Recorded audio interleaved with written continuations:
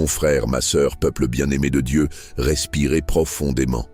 Sentez l'atmosphère de ce lieu, sentez la présence qui se meut déjà parmi nous. Aujourd'hui n'est pas un dimanche comme les autres. Aujourd'hui est un point zéro. Aujourd'hui est le dimanche de restauration. Le ciel au-dessus de votre vie n'est pas juste bleu, il est déchiré. Et les portes qui semblaient bloquées, scellées par le temps, par le doute, par l'adversité, aujourd'hui grincent sous un commandement divin.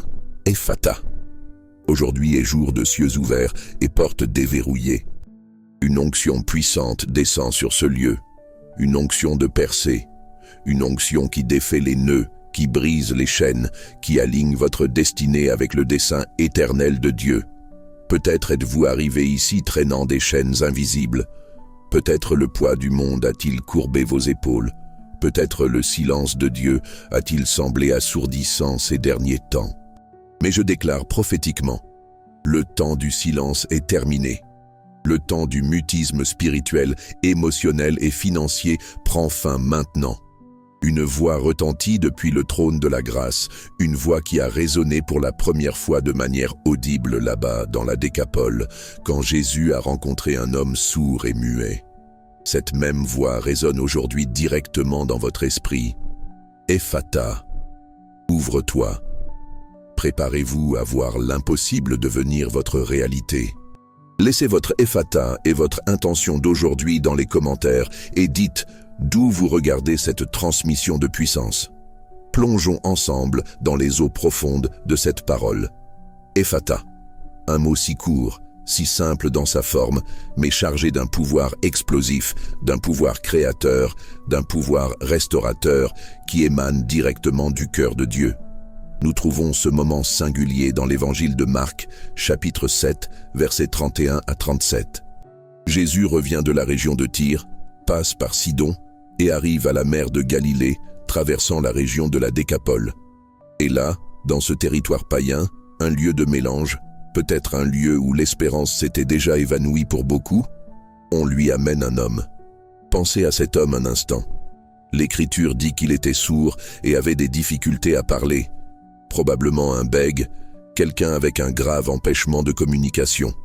Imaginez sa vie, un monde de silence imposé, incapable d'entendre la voix de ses proches, le chant des oiseaux, la musique qui réjouit l'âme, incapable d'entendre la bonne nouvelle, les enseignements, les paroles d'encouragement, et plus que cela, incapable d'exprimer pleinement ses propres pensées, ses sentiments, ses besoins. La communication, ce pont essentiel entre les âmes, était brisée pour lui. Combien de frustrations a-t-il dû accumuler? Combien de fois s'est-il senti isolé, incompris, à la marge de la société? Combien de portes se sont fermées à lui simplement à cause de sa condition? Le monde autour de lui avançait, avec ses sons, ses conversations, ses opportunités, mais il était prisonnier dans une bulle de silence et de difficulté. Combien d'entre nous, aujourd'hui, se sentent ainsi dans un domaine de notre vie? Ce n'est peut-être pas une surdité physique, mais une surdité spirituelle. Vous priez, mais vous n'entendez pas la réponse. Vous cherchez la direction, mais vous ne trouvez que le silence. Vous lisez la parole, mais elle ne semble plus parler à votre cœur comme avant. Le ciel semble cieux d'airain au-dessus de votre tête. Les promesses semblent lointaines. Des échos d'un passé de foi qui s'est perdu dans la brume de la routine et des combats. Vous êtes spirituellement sourd, incapable de discerner la voix douce et puissante du Saint-Esprit guidant vos pas. Ou peut-être votre combat est-il avec le mutisme? Pas le physique, mais l'incapacité de déclarer votre foi, de libérer la parole de victoire sur votre propre vie. Vous voyez la tempête, vous sentez la peur, et votre bouche se tait. Vous savez que vous devriez prophétiser, déclarer les promesses de Dieu, réprimander l'ennemi, mais les mots ne sortent pas. Ou quand ils sortent, ce sont des paroles de doute, de murmures, de défaite. Vous êtes devenu spirituellement muet, incapable d'utiliser l'arme la plus puissante que Dieu vous a donnée. Votre voix alignée avec sa parole. Peut-être est-ce un mutisme émotionnel, l'incapacité d'exprimer ce que vous ressentez, de construire des relations saines. Peut-être est-ce un mutisme financier où les idées ne circulent pas, les projets ne se verbalisent pas, les opportunités ne sont pas articulées. Cet homme de la Décapole représente chacun d'entre nous qui, à un moment donné, s'est senti bloqué, limité, incapable d'entendre ou de parler comme nous le devrions dans le royaume spirituel, émotionnel ou matériel. Il représente les domaines de notre vie qui semblent avoir un défaut de fabrication, une limitation insurmontable, une porte qui s'obstine à rester fermée. Mais voyez la beauté de ce tableau. Le texte dit « On lui amena un homme sourd ». Quelqu'un l'a amené, quelqu'un a eu foi pour lui. Quelqu'un a cru que Jésus pouvait faire ce que personne d'autre ne pouvait. Peut-être êtes-vous ici aujourd'hui parce que quelqu'un a prié pour vous, quelqu'un vous a invité, quelqu'un a intercédé pour que vous soyez sous cette parole. Ou peut-être êtes-vous cette personne, intercédant pour un enfant, pour un conjoint, pour un ami qui est prisonnier de ce cycle de surdité et de mutisme spirituel. La foi collective, la force de la communauté, le pouvoir de l'intercession meuvent le cœur de Dieu. Ne sous-estimez jamais le pouvoir d'amener quelqu'un à la présence de Jésus. Et que fait Jésus ? Quelque chose d'extraordinaire, personnel, intime. Marc 7,33. Jésus le prenant à part loin de la foule. Ah, cette partie est cruciale. Jésus ne fait pas un spectacle public immédiat. Il l'emmène dans un lieu réservé. Il accorde à cet homme une attention exclusive. Au milieu de la foule, au milieu du bruit du monde, Jésus vous appelle aujourd'hui pour un moment à part avec lui. Il veut vous parler en secret. Il veut toucher les domaines les plus profonds de votre douleur, loin des regards curieux, loin du jugement d'autrui. Il vous voit, il vous connaît, il se soucie de votre douleur individuelle. C'est un Dieu personnel. Il ne vous traite pas comme un de plus dans la foule, il vous appelle par votre nom. Il vous met à part pour une rencontre transformatrice. Et puis, les gestes de Jésus. Quelle chose profonde. Il lui mit les doigts dans les oreilles. Un toucher direct à la source du problème. Un toucher qui dit « Je sais où ça fait mal. Je sais ce qui vous empêche d'entendre. » Jésus n'a pas peur de toucher notre blessure, notre limitation. Il va droit au but. Il n'est pas intéressé par des palliatifs. Il veut la guérison à la racine. Et ensuite, crachant, il lui toucha la langue. Dans cette culture, la salive était considérée par certains comme ayant des propriétés curatives. Mais ici, cela va bien au-delà. C'est un acte de profonde identification, presque de répulsion envers la condition qui retenait cet homme, mais en même temps, un acte de pouvoir créateur. La même bouche qui a proféré l'univers libère maintenant quelque chose pour délier la langue de cet homme. C'est un toucher qui dit « Je refais ce qui est brisé, je libère ce qui est retenu. » Et le climax approche. Verset 34. Et, levant les yeux au ciel, il soupira. Pourquoi Jésus lève-t-il les yeux au ciel ? Il démontre une totale dépendance du Père. Il connecte le pouvoir terrestre à la source céleste. Il nous enseigne que toute vraie restauration vient d'en haut. Nos solutions ne sont pas dans les circonstances environnantes, mais dans le Dieu qui est au-dessus de toutes les circonstances. Les cieux doivent s'ouvrir. Et aujourd'hui, en ce dimanche de restauration, je déclare, les cieux sont ouverts sur votre vie. La connexion a été rétablie. Ce dont vous avez besoin ne viendra pas des hommes, ne viendra pas de l'économie, ne viendra pas de la politique. Cela viendra du trône de la grâce, à travers un ciel ouvert par Jésus-Christ. Et il soupira. Quel soupir était-ce ? Ce n'était pas un soupir de fatigue, mais d'une profonde empathie, de compassion. C'était le poids de la condition humaine sur lui. C'était le prélude du grand soupir qu'il donnerait sur la croix, quand il a porté sur lui toutes nos infirmités, toutes nos douleurs, toutes nos limitations. Dans ce soupir était contenu le prix de notre restauration. Il sentit la douleur de cet homme, la douleur de l'humanité séparée de Dieu. Il gémit en esprit anticipant la victoire qu'il était sur le point de libérer. Et puis, la parole de commandement. La parole qui résonne à travers les siècles et arrive jusqu'à vous aujourd'hui avec la même intensité, avec le même pouvoir créateur. Ephata, ce qui signifie « ouvre-toi ». Ephata, ce n'est pas une demande, ce n'est pas une suggestion, c'est un décret divin, c'est un ordre irrévocable. C'est la même autorité qui a dit que la lumière soit, et la lumière fut. C'est la même autorité qui a dit à Lazare « sors » et le mort revint à la vie. C'est la même autorité qui calma la tempête par une parole. Cette autorité est libérée sur votre vie maintenant. Ephata, pour vos oreilles spirituelles, ouvre-toi. Commencez à entendre la voix de Dieu avec une clarté que vous n'avez jamais expérimentée auparavant. Discernez sa volonté, comprenez ses plans, écoutez les stratégies qu'il a pour votre famille, pour votre ministère, pour vos finances. Assez de vivre dans la confusion, dans l'incertitude. Ephata, écoutez la voix du bon berger, vous appelant par votre nom, vous guidant par sentiers de la justice, vous conduisant à eau paisible. Écoutez le murmure du Saint-Esprit, vous consolant, vous fortifiant, vous révélant les secrets du cœur du Père. Au nom de Jésus, je décrète. Surdité spirituelle, sors maintenant. Ephata, Ephata, pour votre bouche. Ouvre-toi. Commencez à déclarer les merveilles du Seigneur. Commencez à prophétiser sur la vallée des ossements desséchés dans votre vie. Commencez à libérer paroles de foi, d'espérance et de victoire. Que votre langue soit déliée pour la louange, pour l'adoration qui meut les cieux.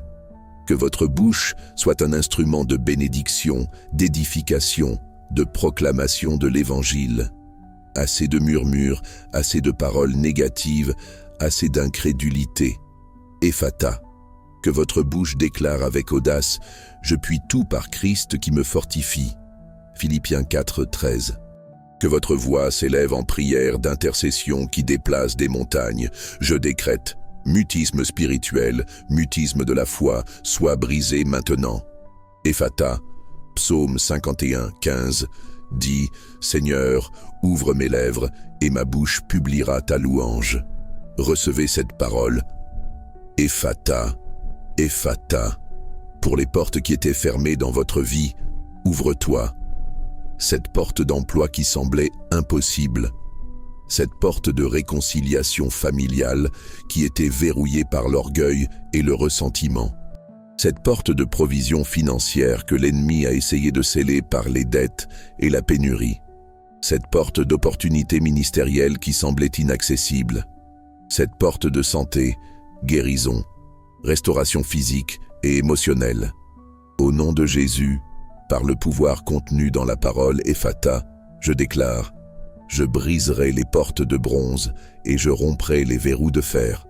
Ésaïe 45, 2. Toute porte que Dieu a pour vous, que l'ennemi a essayé de garder fermée, soit déverrouillée maintenant. Ephata. Apocalypse 3, 7, 8 nous rappelle que celui qui a la clé de David, celui qui ouvre et personne ne fermera, et qui ferme et personne n'ouvrira. Et il vous dit aujourd'hui, voici, j'ai mis devant toi une porte ouverte que personne ne peut fermer. Croyez-le, recevez-le. Ephata, ouvre-toi, Ephata, pour les cieux au-dessus de votre tête. Ouvrez-vous. Que la communication avec le divin soit fluide, constante, puissante. Que vous expérimentiez la réalité de cieux ouverts comme Jacob à Bethel, Genèse 28, 12. Voyant anges montant et descendant, la manifestation de la présence et de la faveur de Dieu. Que vous viviez sous la promesse de Malachie 3, 10, où Dieu réprimandera le dévoreur pour vous et ouvrira les fenêtres des cieux pour vous et répandra une bénédiction sans mesure. Assez de sentir Dieu distant, assez de prières qui semblent frapper le plafond et revenir. Aujourd'hui est jour de connexion directe. Aujourd'hui est jour de sentir la pluie de l'arrière-saison et de la première saison du Saint-Esprit tremper votre terre sèche. Je décrète, cieux d'airain, soyez déchirés maintenant. Nuages chargés de bénédictions, déversez-vous sur ce peuple. Ephata, ouvrez-vous. Le résultat immédiat pour cet homme dans la Décapole fut stupéfiant. Marc 7,35. Et aussitôt ses oreilles s'ouvrirent, et la liaison de sa langue fut déliée, et il parlait distinctement. Voyez la rapidité. Aussitôt, le pouvoir d'Ephata n'est pas pour demain, n'est pas pour le mois prochain. C'est pour maintenant. La manifestation peut être instantanée. Les oreilles s'ouvrirent, la prison de la langue fut défaite, ce qui le retenait, ce qui le limitait, fut brisé, défait, anéanti par le pouvoir de la parole de Jésus. Et il commença à parler distinctement. La restauration fut complète. Ce ne fut pas une amélioration partielle, pas un soulagement temporaire. Ce fut une transformation radicale et totale. C'est ce que Dieu veut faire dans votre vie aujourd'hui, en ce dimanche de restauration. Une œuvre complète. Là où il y avait surdité, qu'il y ait une audition claire de la voix de Dieu. Là où il y avait mutisme, qu'il y ait une proclamation puissante de sa vérité. Là où il y avait porte fermée, qu'il y ait un accès libre aux bénédictions et aux opportunités. Là où il y avait cieux fermés, qu'il y ait une communion intime et la manifestation de son pouvoir. Ephata n'est pas seulement pour l'oreille et pour la langue, c'est pour tous les domaines de votre vie qui ont besoin d'être ouverts, débloqués, restaurés. Pensez aux domaines qui semblent bloqués. Peut-être est-ce votre esprit, plein de pensées de défaite, d'anxiété, de peur. La parole de Dieu dit dans 2 Timothée 1,7 que « Car ce n'est pas un esprit de timidité que Dieu nous a donné, mais un esprit de force, d'amour et de sagesse, Esprit Saint. » Je libère un Ephata sur votre esprit maintenant. Ouvre-toi à la paix qui surpasse toute intelligence. Ouvre-toi à penser de foi, d'espérance, d'avenir, rejeter toute forteresse mentale que l'ennemi a construite. Ephata, peut-être est-ce votre cœur, blessé par les trahisons, les pertes, les déceptions. Un cœur fermé, qui ne parvient plus à aimer, à faire confiance, à pardonner.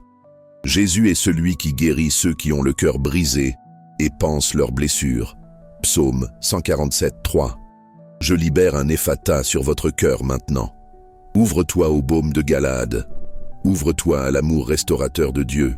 Ouvre-toi au pardon qui libère. Laissez l'amertume s'en aller. Laissez la douleur être lavée par le sang de Jésus. Ephata.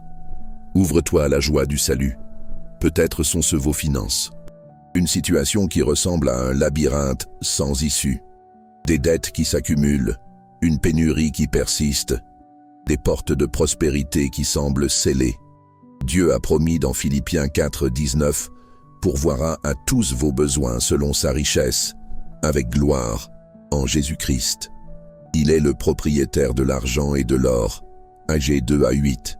Il est Jéhovah Jireh, le Dieu de la provision. Je libère un Ephata sur vos finances maintenant. Ouvre-toi à la sagesse divine dans l'administration.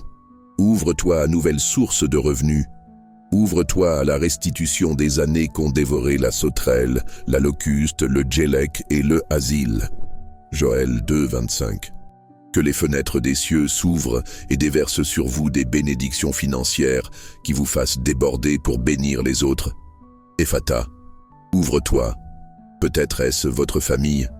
Relations brisées, communication difficile, enfants éloignés, un foyer sans paix. Dieu est un Dieu de restauration familiale. Il a promis ramènera le cœur des pères à leurs enfants et le cœur des enfants à leurs pères. Malachie 4:6. Il désire que votre foyer soit un morceau de ciel sur terre. Je libère un Ephata sur votre maison, sur votre famille maintenant. Ouvre-toi au dialogue. Ouvre-toi au pardon. Ouvre-toi à l'amour qui couvre une multitude de péchés. Ouvre-toi à la présence restauratrice de Jésus au centre de votre foyer.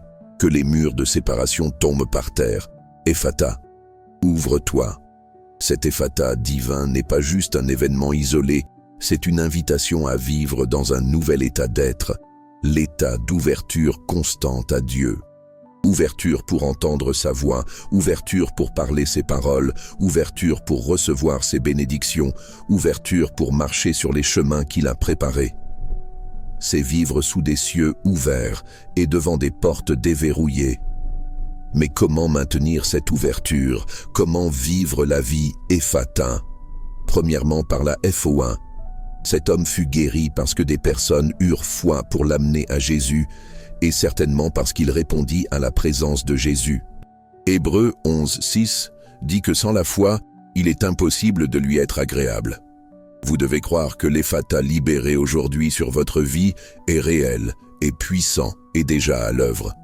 Croyez que vos oreilles ont été ouvertes, que votre langue a été déliée, que les portes sont déverrouillées et que les cieux sont ouverts. Nourrissez votre foi avec la parole de Dieu. Romains 10:17. Déclarez votre foi, même quand les circonstances semblent contraires. La foi est la clé qui maintient la porte ouverte. Deuxièmement, par l'obéissance. Quand la porte s'ouvre, vous devez la traverser. Quand Dieu parle, vous devez écouter et obéir. L'obéissance active les promesses de Dieu. À quoi sert une porte d'emploi ouverte si vous ne vous levez pas pour aller à l'entretien? À quoi sert d'entendre la direction de Dieu si vous choisissez de suivre votre propre chemin? La vie, Ephata, exige une action alignée avec la volonté de Dieu révélée. Jacques 1:22 nous avertit « Mettez en pratique la parole et ne vous contentez pas de l'écouter en vous trompant vous-même. » L'obéissance démontre que vous avez réellement entendu et cru. Troisièmement, par la prière constante. Vivre sous des cieux ouverts signifie maintenir la communication fluide. La prière est notre ligne directe avec le Père.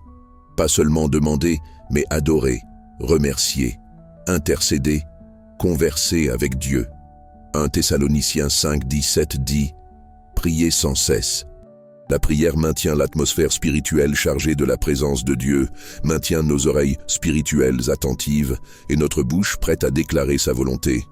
La prière est la respiration de l'âme qui vit la vie Ephata. Quatrièmement, par la proclamation. Cet homme, après avoir été guéri, même si Jésus demandait la discrétion, probablement pour éviter le sensationnalisme et se concentrer sur le message, ne pouvait se retenir. Il parlait distinctement et divulguait ce qui lui était arrivé. Marc 7:36. Quand vous expérimentez l'Ephata de Dieu, votre bouche s'ouvre naturellement pour témoigner. Utilisez votre voix déliée pour déclarer les œuvres du Seigneur. Prophétisez sur votre avenir. Déclarez la parole de Dieu sur vos circonstances. Libérez l'Ephata sur d'autres personnes qui ont besoin d'un toucher de Dieu. Votre bouche devient un canal du pouvoir restaurateur de Dieu dans le monde. Cinquièmement, par la communauté. Cet homme fut amené à Jésus par d'autres. La vie chrétienne n'est pas faite pour être vécue isolément. Nous avons besoin les uns des autres. Nous avons besoin de l'Église, le corps de Christ, pour nous soutenir, prier avec nous, nous encourager, nous relever quand nous trébuchons. Hébreux 10:24-25 nous exhorte à considérons-nous les uns les autres pour nous inciter à l'amour et aux bonnes œuvres, n'abandonnant pas notre assemblée. La communauté de foi est l'environnement où l'Ephata se multiplie et se fortifie.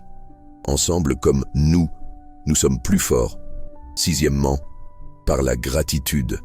Reconnaissez chaque petite ouverture, chaque porte déverrouillée, chaque murmure entendu, chaque parole libérée. La gratitude maintient le cœur ouvert pour recevoir plus de Dieu. Un cœur reconnaissant attire la faveur divine. Psaume 100 nous invite à entrer dans ses portes avec des actions de grâce, dans ses parvis avec des louanges.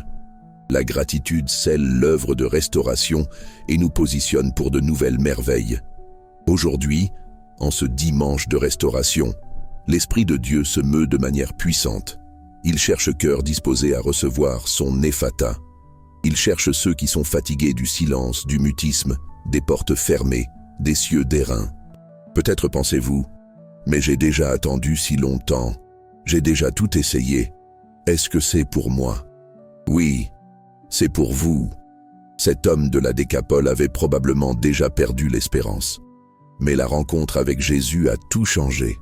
Peu importe depuis combien de temps vous attendez, peu importe l'ampleur de votre limitation, peu importe combien de fois vous avez échoué. Le pouvoir d'Ephata est plus grand que n'importe quelle circonstance.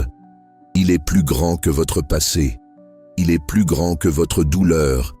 Il est plus grand que votre doute. Sentez l'onction de percer dans cet environnement maintenant. Sentez les chaînes commencer à se desserrer. Sentez les murs commencer à trembler. Sentez l'atmosphère changer. Le lion de la tribu de Juda rugit sur votre vie. Le son de l'Ephata divin résonne dans les régions célestes et dans votre âme. Il est temps de vous lever. Il est temps de secouer la poussière de la résignation. Il est temps de croire en l'impossible. Il est temps d'ouvrir vos oreilles à la voix qui vous appelle vers une destinée glorieuse. Il est temps de délier votre bouche pour prophétiser votre victoire. Il est temps d'avancer par les portes qu'il est en train de déverrouiller. Il est temps de vivre sous des cieux ouverts. Recevez maintenant. Au nom de Jésus, je libère sur chaque personne qui entend cette parole, où qu'elle soit, Ephata, Ephata sur vos oreilles spirituelles. Écoutez, écoutez la voix du Père vous appelant son enfant bien-aimé. Écoutez la stratégie du ciel pour votre vie. Écoutez l'appel pour votre dessein. Ephata sur votre bouche. Parlez, parlez avec autorité. Prophétisez, louez, déclarez la parole. Libérez le son de la victoire. Ephata sur vos portes. Ouvrez-vous. Porte d'opportunité, de provision, de restauration, de guérison, de miracle. Ouvrez-vous maintenant. Ephata sur les cieux au-dessus de vous. Ouvrez-vous. Que la gloire de Dieu descende. Que la pluie de bénédiction vous atteigne. Que la communion soit restaurée. Ephata sur votre esprit. Ouvre-toi pour la paix, pour la foi, pour la clarté, pour les pensées de Dieu. Ephata sur votre cœur. Ouvre-toi pour l'amour, pour le pardon, pour la guérison, pour la joie. Ephata sur vos finances. Ouvrez-vous pour la provision, pour la multiplication, pour la générosité. Ephata sur votre famille. Ouvre-toi pour la réconciliation, pour la paix, pour l'amour, pour l'unité. C'est votre dimanche de restauration. C'est le jour que le Seigneur a fait pour votre complète libération et ouverture. Le cycle de fermeture est terminé. Le cycle de silence est terminé. Le cycle de limitation est terminé. Un nouveau temps commence maintenant. Un temps de cieux ouverts et portes déverrouillées. Un temps d'entendre clairement et de parler puissamment. Un temps de marcher dans la plénitude du dessein de Dieu pour votre vie. Croyez, recevez, vivez votre Ephata. Si vous croyez et recevez cette parole prophétique de restauration, de cieux ouverts et portes déverrouillées, commentez tout de suite avec foi. Ephata dans ma vie. Déclarez cela à voix haute où vous êtes. Sentez le pouvoir de cette parole vibrer dans votre esprit. Partagez ce message avec quelqu'un qui a besoin d'entendre ce décret divin aujourd'hui. Répandons le son de l'Ephata. Ceci n'est que le début.